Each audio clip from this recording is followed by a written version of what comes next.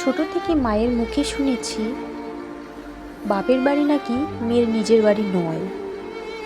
বিয়ে হয়ে যখন শ্বশুর বাড়ি এলাম, প্রায় শ্বশুর মশাই বলতেন আমার বাড়িতে এসব সহ্য করব না, এসব চলবে না।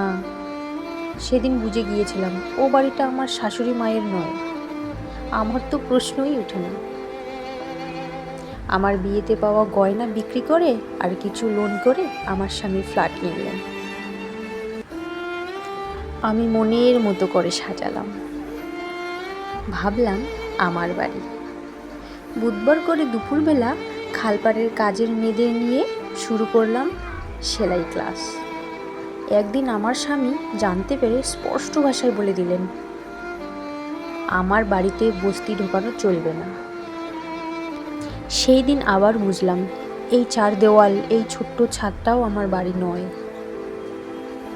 তারপর ছেলে এসে বলল, বাবা তো নেই, এবারই ভাড়া দিয়ে এবার আমার বাড়ি চলো। মনে মনে হাসলাম।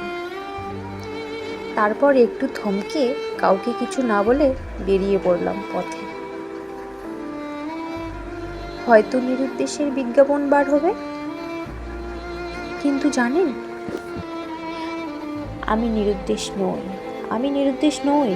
আমার উদ্দেশ্য আছে। আমার উদ্দেশ্য আছে। আজও একটা বাড়ি খুঁজছি।